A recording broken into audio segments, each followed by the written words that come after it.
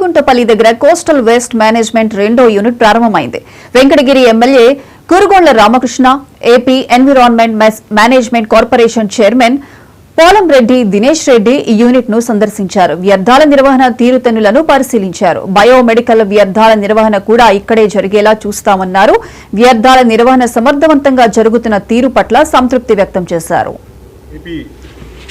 Environment management corporation చైర్మన్గా ఆయన మొట్టమొదటిసారి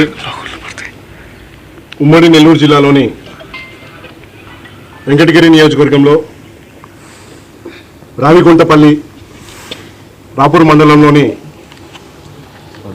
బుజ్జన్పల్లి పంచాయతీలోని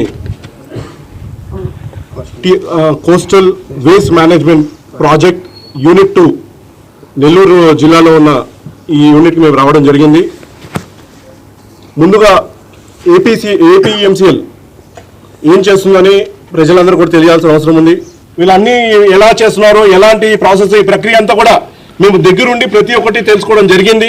దినేష్ రెడ్డిని నియమించడం పార్టీ తరఫున ఆయనకి కృతజ్ఞతలు తెలియజేస్తూ, అదేవిధంగా సోదరు త్రిపాలరెడ్డి కానీ, అశోక్ కానీ, ఇక్కడ పత్రికా సభ్యులకు కానీ అందరూ కూడా నమస్కారాలు తెలియజేస్తూ, ఫస్ట్ మేము ఈ వేస్ట్ మేనేజ్మెంట్ ప్లాంట్ ఇక్కడ ఉందనంటే మేము ఏదనుకున్నాం, ఎక్కడంతా చెత్త తీసుకొచ్చారో పోస్తున్నారేమో, ఇది ప్రజలకి ఆరోగ్యాన్ని దెబ్బతీస్తుందని కానీ చూసిన తర్వాత సిస్టమేటిక్గా ఉంది.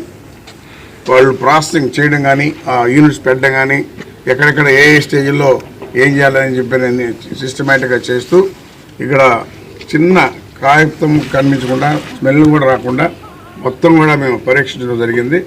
క్లీన్గా ఉంది, మేనేజ్మెంట్ బాగుంది. రాకముందు మనం ఎక్కడ లేని ఏ ఏరియాలో పెట్టనీయకుండా ఉంటే ఇక్కడ తీసుకొచ్చి పెట్టారు ఇళ్ళు అని చెప్పి మాకు డౌట్గా ఉండేది.